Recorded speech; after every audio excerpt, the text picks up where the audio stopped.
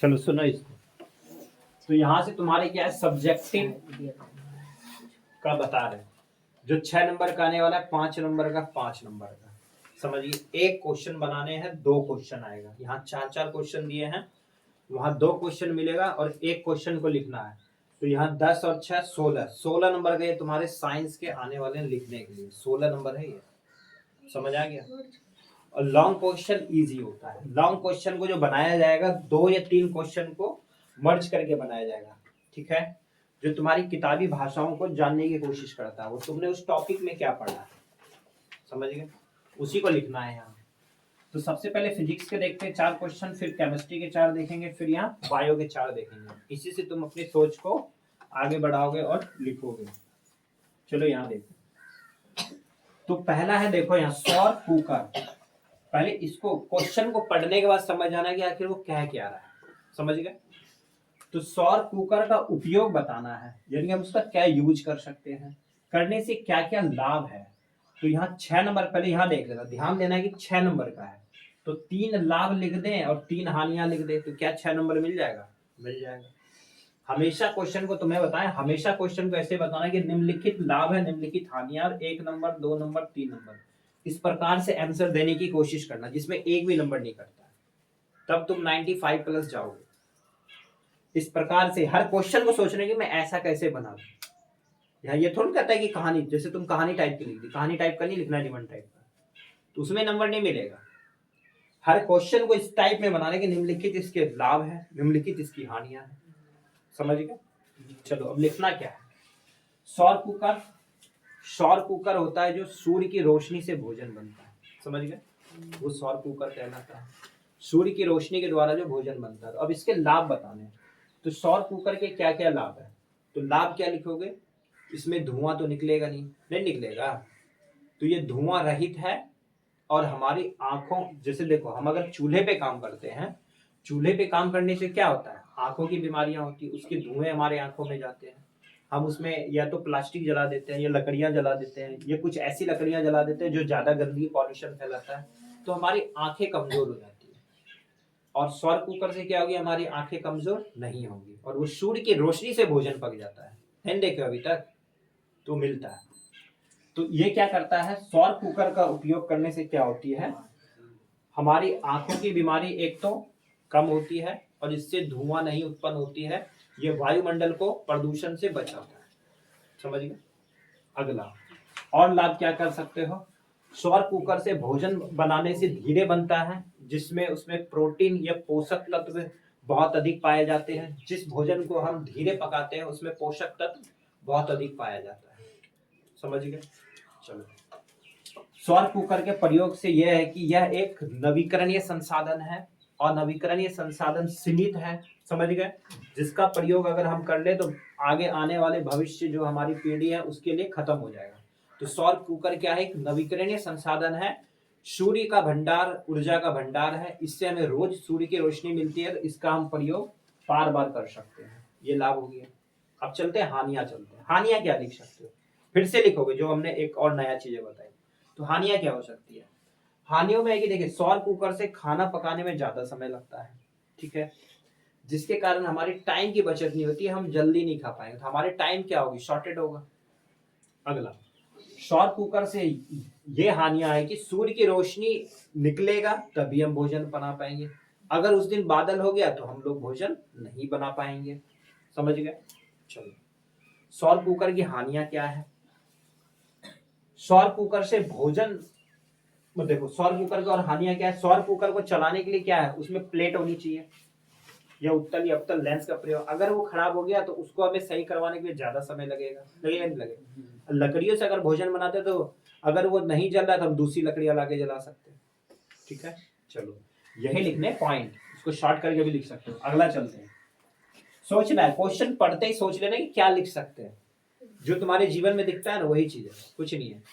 अगला, मानव नेत्र के सामंजस्य की प्रक्रिया क्या है। मानव नेत्र इधर ही पढ़ाए थे 2-3 दिन पहले, इसकी व्याख्या करें, क्या क्या जानते हैं उसके बारे में सब चीज लिख दीजिए। बोल रहा है ना, व्याख्या कर दो जो भी आप जानते हैं। तो मानव नेत्र का सामंजस्य की प्रक्रिया नहीं पता तो मानव नेत्र का चित्र भी बना सकते हो, ठीक है। सामंजस्य प्रक्रिया क्या है, सामंजस्य प्रक्रिया बार बार बोले हैं, मानव नेत्र इस प्रकार से बनता है, ठीक है। यहाँ पे हमारे उत्तल लेंस की ये होती है ना, इस प्रकार से इसके वो होते हैं। तो सामान्य प्रक्रिया क्या यहाँ होती है, ठीक है। यहाँ पक्षाभी पेशियां होती है, जो क्या करता है हमारे आंख में अचानक कोई लाइट मार दे तो हमारी जो पक्षाभी पेशियां होती है हमारी आंखों को सिकोड़ देता है ना, और यही क्या करता है हमारी आंखों को फैलाता है। तो ये हमारी सामान्य क्षमता है जो पक्षाभी पेशियां इसका प्रयोग करती है। इतना ही लिखना है। आगे है इसकी व्याख्या करिए, आप जानते क्या है आंख के बारे में। आंख के बारे में लिख दोगे ये भाग क्या होते हैं, कॉर्निया। आंख का दान देने वाला भाग कॉर्निया है, ठीक है। जितना कहना हम सब पढ़ा चुके हैं, सिर्फ उसको यहाँ अप्लाई करना। आगे हमारे यहाँ पे दृष्टि पटल होता है, तो हमारे किसी की मनुष्य की तस्वीर जो बनती है वो दृष्टि पटल पे बनता है, ठीक है। अगला ये आंख का आइरिस होता है, किसी की आंख का जो रंग डिपेंड करता है वो आइरिस पे डिपेंड करता है। तुम्हारे फैमिली में अगर भूरी आंख है तो किसी की नीली भी हो सकती है, होती है ना, नीली आंख देखना पसंद है ज्यादा भाई। चलो तो ये चीजें होती है, लिख लोगे इसको, बोलो कोई दिक्कत। इसके 2 नंबर मिलेंगे, इसके तुम्हें 4 नंबर मिलने वाले। तो यहाँ तुम्हें कम से कम 2 लिखने हैं। इसकी व्याख्या करनी है, कॉर्निया के बारे में लिख देना, दृष्टि पटल के ऊपर लिख देना। ये उत्तल जैसा दिखता है, हमारी आंखें एक लेंस की तरह है, लेंस जैसे घूमती वैसी हमारी आंखें घूमती है। ये कैमरे की तरह दिखती है, कैमरे में जैसे प्रयोग होता है, जो बोले वही सारे लिखने। चलो आगे चलते हैं। विद्युत चुंबक एवं स्थायी चुंबक में किस प्रकार का लोह प्रयुक्त होता है और दोनों तरह के चुंबक में क्या अंतर है। तो विद्युत चुंबक में कौन से लोहे का प्रयोग, नर्म लोहे का, ठीक है। तो विद्युत चुंबक में नर्म लोहे का प्रयोग होता है, स्थायी चुंबक में स्टील और कार्बन। हाँ, कार्बन या स्टील के लोहे का प्रयोग होता है, ठीक है। लिख लोगे, चलिए यहाँ से तुम्हें 2-3 नंबर मिलेगा। आगे चुंबक में किस प्रकार के लोहे का प्रयोग होता है इसको लिख दोगे, और दोनों तरह के चुंबक में अंतर लिखना है। अब लोह चुंबक स्थायी मतलब इसमें लिखना है, विद्युत चुंबक और स्थायी चुंबक में क्या अंतर है, जो तुमने ऊपर लिखा है सेम उसको भी यहीं लिख दोगे, ठीक है। उसके बाद ये उतनी उपयोगी नहीं है, ये अधिक उपयोगी है, ज्यादा कुछ नहीं लिखना है। ये तुम्हें 2 नंबर यहाँ से मिल गए, हमें 4 नंबर यहाँ से और खींचने हैं। एक प्रयोग इसके, एक प्रयोग उसके, एक एक नंबर मिल गया।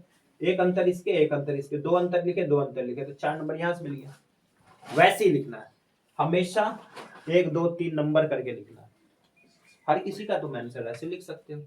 चलो अगला, इसको भी वैसे ही लिखना है, कहानी मत लिख देना। पहला लिखना चालक, अचालक, अर्धचालक, अतिचालक के उदाहरण के समेत तुम उदाहरण दो, व्याख्या भी करो और उसका स उदाहरण भी दो, क्या हो सकता है बोल रहा है ना, उसके उदाहरण भी लिखने हैं, 100 उदाहरण दो और व्याख्या भी करो क्या है वो। चालक, चालक उसे कहते हैं जिसमें बिजली प्रभावित हो सकती है, हिंदी भाषा में लिख दोगे, जिसमें विद्युत चल सकता है, नहीं भी लिख पाओ लिख देना।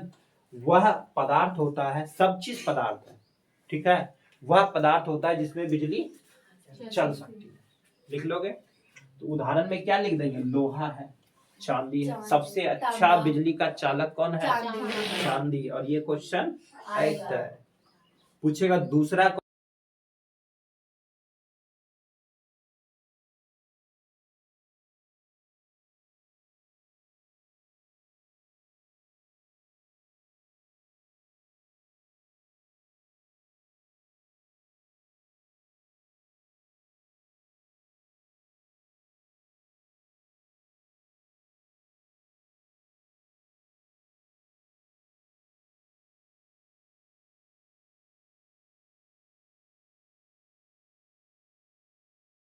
जिसमें बिजली नहीं चल सकती, जो कुचालक है, लकड़ी है ना, प्लास्टिक, रबड़, क्या है, अचालक है।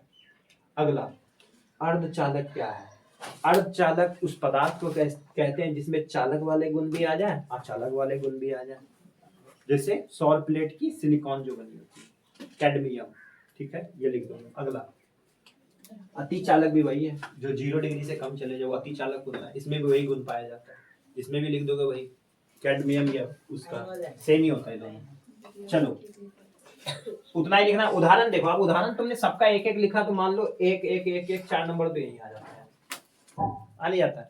परिभाषा चालक जिसमें चल सकता है, ये भी कोई लिखेगा। कुछ अचालक जो नहीं चल सकता, ये भी लिख सकते हो। क्या नहीं चल सकता? नहीं पता हो ढेर लिखोगे, लेकिन लिख के आना है वो, समझ गए? लिख के आना, लिख के आओगे तब भी मिलेगा। जैसे अभी बोले वैसे लिख के आओगे, पूरे के पूरे 6 नंबर मिलेगा, वैसे ही लिखना है। पहला लिखोगे 4 लाख, उसमें बस 4 लाख क्या होती है परिभाषा लिखा, फिर उदाहरण हमने लिखा, मतलब इसको इसी पेज को इतना दिखाना। पेज बहुत बड़ा मिलने वाला है, वो पूरा भर नहीं पाओगे। वो कहानी नहीं होती कि पेपर भरने से मिल जाएगा, जो पूछ रहा है उतना ही कहना, पूरे नंबर मिलेगा। पता चला कि रामायण लिख के आना तो कुछ नहीं मिलने वाला है, जो पूछ रहा है वही को लिखना है। और ये तुम्हारी बुकों की नहीं है, वो बुकों के बीच में से बनाया जाता है। चलो आगे चलते हैं केमिस्ट्री की भाषा। अब यहाँ चलेगा प्राकृतिक संसाधनों के संरक्षण एवं प्रबंधन से आप क्या समझते हैं? इसको समझ जाओ पढ़ करके। संरक्षण मतलब सुरक्षित करना, प्रबंधन मतलब उसको अच्छे से रखना, प्रबंध कर देना। खेत में चावल हो गया, गेहूं हो गया, उसको बोलते हैं ना भाई हम प्रबंधन करेंगे। उसमें क्या करते हैं? यानी कि कीटनाशक दवाइयां डाल के रख देते हैं, प्रबंधन कर देते हैं कि वो हम पूरे साल तक उसको यूज कर सके, उसमें कीड़े ना लगे, तो वही है प्रबंधन। तो प्राकृतिक संसाधन क्या है? जो हमें प्रकृति से संसाधन मिलते हैं उसे हम प्राकृतिक संसाधन कहते हैं। प्राकृतिक समझते हो ना? नहीं तो बनेगा कहां से? प्राकृतिक जो हमारे आसपास के जितने भी वातावरण है वो प्राकृतिक है, ठीक है? पेड़ पौधे ये सभी क्या है? प्राकृतिक है, ठीक है? नदियां क्या है? प्राकृतिक है। गंगा नदी कब तुम बनाए हो? तो वो प्राकृतिक। लेकिन पोखरवा क्या है? कृत्रिम। वो तो तुम बनाए हो। अरे मछली पालने के लिए बनाया ना पोखर, वो कृत्रिम है। आया था ना ये क्वेश्चन, उसको सोचो। कृत्रिम होता है जो मानव बनाता है, बन जाएगा। चलो प्राकृतिक संसाधन के संरक्षण क्यों जरूरी है? भावी आने वाले पीढ़ियों के लिए संरक्षण में प्राकृतिक संसाधन में क्या आ गया? पेट्रोल, डीजल, इन सभी का। इसके प्रबंधन क्यों जरूरी है? प्रबंधन नहीं करेंगे तो हमारी भावी पीढ़ी के लिए खत्म हो जाएगा। तो है कितने नंबर का भाई? 5 नंबर का। तो 5 लिख लोगे। यह एक और नवीकरणीय संसाधन है, इसलिए इसका प्रबंधन जरूरी है। 2 हो गया। चलो प्राकृतिक संसाधन कई करोड़ वर्ष बाद मिलता है, इसलिए इसका प्रबंधन जरूरी है। 3 हो गए। फिर लिखेंगे प्राकृतिक संसाधन हमें प्रकृति से मिलता है, जैसे हो गया तुम्हारा पेड़ पौधे, ये पहाड़ पर्वत, तो उसका संरक्षण करना। अभी क्या बोला जा रहा था? अरावली पर्वत को तोड़ दो, सुप्रीम कोर्ट ने उसको रोक लगा दिया। अरावली पर्वत को तोड़ दोगे तो जो भारत कृषि प्रधान देश कहा था वो खत्म हो जाएगा। वो हमारी जो मौसम जो हमारी लौटती हुई मानसून से भी बारिश होती है, ये वो नहीं हो पाएगा। जो प्रकृति ने जो बनाया ना खुद, उसको हम नहीं छेड़ सकते। आज तुमने प्रकृति के साथ छेड़छाड़ किया तो क्या मिल गया? कोरोना वायरस आ गया। तुमने एक ऐसा केमिकल बना दिया कि वो अगर लीक हो जाता तो पूरी दुनिया क्या होगी? इससे तबाह हो जाएगी। तुम्हें अपना शक्तिशाली बनाना है। चाइना सोचो मैं पूरे विश्व का शक्तिशाली बनूं। वो वैज्ञानिक लेकर के जा रहा था उसको, क्योंकि शीशे का बना था। वो अचानक गिर गया और वो टूट गया तो वो खुद बीमार पड़ गया, उसको हॉस्पिटल में जाकर भर्ती कर दिया, दुनिया को पता ही नहीं चलेगा। लेकिन वो एक ऐसा वायरस था, सिर्फ वो वातावरण में फैलने से पूरी दुनिया बीमार पड़ जाएगा ना। परमाणु बम बताए थे अभी क्या हाल है वहां पे। हिरोशिमा और नागासाकी पे अभी जो जन्म लेते हैं बच्चे, वो भी विकलांग होते हैं अभी तक। यह है परमाणु बम। चलो लिख लोगे। अब चलते हैं रासायनिक समीकरण। ये क्वेश्चन तो आना ही है, फिक्स है। रासायनिक समीकरण से आना है। रासायनिक समीकरण क्या है? बाएं साइड क्या लिखते हैं? अभिकारक या अभिकर्मक लिख दोगे। और 2 अभिकारक भाग लेते हैं और एक उत्पाद का निर्माण करते हैं, उसे हम समीकरण कहते हैं। लिख लोगे। चलो अगला, निम्नलिखित में से कौन सा समीकरण है? ए और बी मिल रहा है। ये ए कोई पदार्थ है और ये बी कोई पदार्थ है, तो क्या बन जाएगा? A B. तो ये संयोज कर रहा है। संयोग मतलब मिलना। संयोग कल के मिल गए। अभी जा रहे थे, तुम्हारी सहेली भी अभी रास्ता में मिली थी, तो वो नहीं मिलना है एग्जाम में, उसको छोड़ देना। एग्जाम के बाद दोस्ती कर लेना। ए और बी के मिलने से क्या बना? ए बी बना। यही क्या है? संयोजन। ये परिभाषा लिखोगे 2 नंबर मिलेगा। ये समीकरण को लिख दोगे कि संयोजन है, 2 नंबर यहाँ 4। और इसके बारे में भी बोल रहा है कि इसकी सूचनाएं क्या प्राप्त कर रहा है, तो यहाँ से लिख दोगे ऑक्सीजन इसमें जुड़ा तो ये इस प्रकार का निर्माण किया, इसके साथ क्या ऑक्सीजन से जोड़ करके दूसरा पदार्थ को निर्माण किया। ये 2 नंबर देगा। समझ गए? चलो अगला चलते हैं केमिस्ट्री का। दैनिक जीवन, यही तो पढ़ना है यार। हमेशा बोलते हैं दैनिक जीवन, जो तुम्हारे आसपास दिखता है वही लिखना है। दैनिक जीवन में पीएच के किन्हीं 5 महत्व का उल्लेख करें। अब देख करके यार ये पीएच खींच के, कौन पीएच के? पीए वाला की दिमाग काम करना बंद कर दिया ना। पीएच स्केल पढ़ चुके हैं। पीएच स्केल ये लो, ये है पीएच स्केल। ये क्या है? अम्ल है। ये क्या है? क्षार है। तो पीएच स्केल वो होता है जो अम्ल और क्षार के बारे में बताता है। पहले वही बोल रहा है हमारे दैनिक जीवन पीएच स्केल का क्या, पीएच स्केल वह एक साधन है या सूचक है जो अम्ल और क्षार के बारे में बताता है। तो यहां से लिख दोगे 5 महत्व लिखा है, जिस पीएच मान में जो 7 से कम आ जाए वो अम्ल को दर्शाता है। लिख लोगे, सारे महत्व लिखना जो जो तुम्हें पता है, बोल तो रहा है सारे महत्व लिखो। जिसमें 7 से अधिक दिखा दे हम जान जाएंगे वो क्षार प्रवृत्ति का है। ठीक है, पीएच स्केल के द्वारा ही हम किसी पदार्थ का खट्टा है या कड़वा है इसका निर्धारण करते हैं। पूरा लिख देना पीएच मान के बारे में जो जो तुम जानते हो। हमारे शरीर का पीएच मान इतना होता है। ठीक है, मिल्क ऑफ मैग्नीशिया का पीएच मान इतना होता है। तो देखना है कि 5 नंबर का है उतना ही लिखना है, ज्यादा नहीं लिखना। आगे हाइड्रोकार्बन क्या है, यह कितने प्रकार के होते हैं। तो हाइड्रो यानी कि हाइड्रोजन और कार्बन से मिलकर बना है, तो ये भी एक संयोजन अभिक्रिया है। तो हाइड्रोकार्बन क्या है, जो हाइड्रोजन और कार्बन से मिलकर बनता है।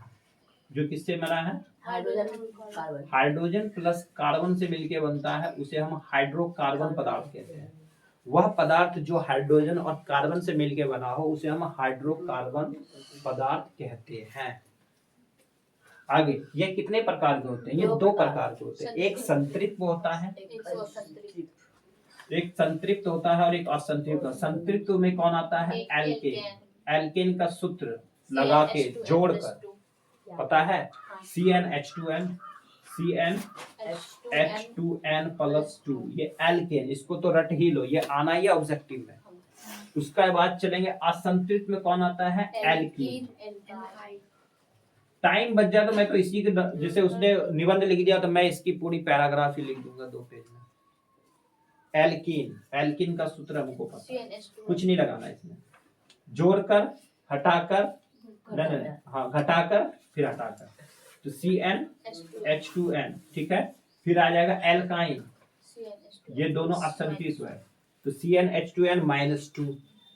ये 1 बॉन्ड होता है, ये 2 बॉन्ड होता है, ये 3 बॉन्ड होता है। तो यहाँ 5 नंबर का है तो उतने में ही मेरा काम हो रहा है। क्यों मैं लिखूं ज्यादा, ज्यादा लिखोगे तो नंबर कटेगा, पूरा नहीं लिखोगे तब भी नंबर कटेगा। जो पूछ रहा है वो लिखना है। पहले हाइड्रोकार्बन क्या है, 2 नंबर मिल गए। ये कितने प्रकार के होते हैं, 3 प्रकार के।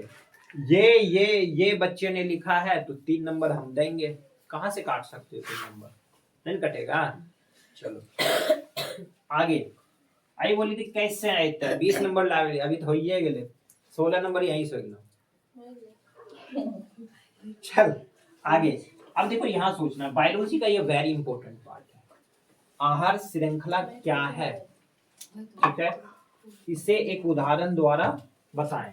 तो आहार श्रृंखला क्या होती है, सबसे पहले हमारे पर्यावरण में क्या है, प्राकृतिक संसाधन जो पेड़ पौधे हैं, है ना, पत्तियां हैं, हरे पत्तियां हैं, पेड़ पौधे हैं।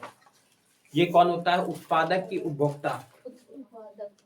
अरे कौन है, उत्पादक, निर्माण करता है, स्वपोषी है लेकिन खाता नहीं है, तो ये उत्पादक है। लिख लो भैया, ये उत्पादक है।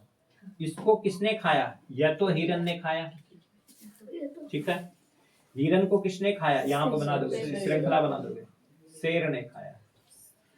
ये उत्पादक था, ये प्रथम उपभोक्ता हो गया, ये प्रथम उपभोक्ता हो गया, ये सेकंड उपभोक्ता हो गया। और ये क्वेश्चंस आएगा, हम जो एग्जाम देने वाले हैं ना 7 को, और ये क्वेश्चंस तो आना है, पूछा जाएगा बताओ कि कौन सा सही क्रम में है, ज्यादा चांस है। ठीक है, चलो अगला और उदाहरण लिखना है। 2 नंबर यहाँ मिला, 2 नंबर यहाँ मिल गया, 1 नंबर और बचा हुआ है ना, इसको फिर से लिखोगे यहाँ से। ये हरे पत्ते हो गया, इसको कौन खाएगा, टिड्डा खाएगा। टिड्डे को कौन खाएगा, मेंढक खाएगा। मेंढक को कौन खाएगा, सांप खाएगा। सांप को कौन खाएगा, बाज या चील खाएगा। इस प्रकार से लिख के दिखा दोगे, समझ गए। बायोलॉजी के लॉन्ग क्वेश्चन सब में चित्र बनाने हैं, ये चित्र बनाना हो गया एक प्रकार का। अगला न्यूरॉन क्या है, न्यूरॉन किसकी क्रियात्मक संरचना इकाई, मस्तिष्क की क्रियात्मक और संरचनात्मक इकाई को ही हम न्यूरॉन कहते हैं। खत्म। न्यूरॉन है क्या, आगे चित्र के द्वारा बताओ, तो इसको चित्र दिखा देना। न्यूरॉन के बार बार बोलते हैं, इसको प्रैक्टिस करो, ये आता है। ये तुम उठा के देख लेना, अभी इंटर का एग्जाम होगा जो आया होगा, ये इस प्रकार से बनता है। इसके 1-2 नाम लिख लोगे, ठीक है। न्यूरॉन का चित्र बनाओगे और उसके नाम लिखोगे। अमीबा में पोषण की प्रक्रिया का चित्र के द्वारा दिखाओ। तो अमीबा अपना पोषण कैसे करता है? कुटपाद के द्वारा। कुटपाद को उसको दिखा देना बना करके। अमीबा थोड़ा सा लिख लोगे। अमीबा अपने पोषण की प्रक्रिया जो करता है वो कुटपाद के द्वारा करता है। पहले वो अंतर ग्रहण करता है, पूरा एक वस्तु को खा लेता है अंदर, फिर वो धीरे धीरे उसको अंदर पचाता है। अमीबा का चित्र बना लोगे। अमीबा का इस प्रकार से चित्र बना लोगे। पहला जो बनाओगे इसका भोजन यहाँ पड़ा हुआ है, ठीक है, ये अमीबा है। अमीबा का भोजन यहाँ। दूसरे में फिर चित्र बनाओगे, इसके आगे ये प्रक्रिया हो रहा है, तो इसको यहाँ से थोड़ा गड्ढा करोगे ऐसे, तो ये यहाँ भोजन ले चुका है, निगल चुका है, ठीक है। फिर तीसरा जो बनाओगे इस प्रकार से बना लोगे, फिर वो भोजन यहाँ आ गया, ऐसे दिखा दोगे। समझ गए? ऐसे बनाते ना। चलो अगला, ये तो आएगा। वेरी इंपॉर्टेंट, ये पुष्प आने वाला है। पुष्प पौधे में निषेचन प्रक्रिया का वर्णन करें, तो चित्र देके बनाना है, ठीक है। पुष्प का चित्र बनाओगे, इसकी पूरी प्रक्रिया को लिखोगे, ठीक है। इसमें मतलब मादा भाग को क्या क्या कहते हैं और फिर नर भाग को क्या क्या कहते हैं, इसको पूरा लिख दोगे, तो ये तुम्हें 5 नंबर मिलेगा। ये करना है, छोड़ना नहीं है। ये चित्र खींच भी दोगे तब भी 3 नंबर मिल जाएगा। नाम लिख दोगे मिल जाएगा, नहीं भी इसके बारे में लिखोगे तभी। जैसे रचना चैप्टर आता था ना मैथ में, जो खत्म हो चुका है तुम्हारा कंस्ट्रक्शन, तो सेम वैसा ही है। तो इसको दिखाना ही दिखाना बन जाएगा। यहाँ से अब साइंस का नहीं ना, दर्शन आराम से बनाओगे। आज जाकर के क्या करोगे, देखो सब्जेक्टिव को सोचो, कुछ नहीं आता, ठीक है, इतना करना है।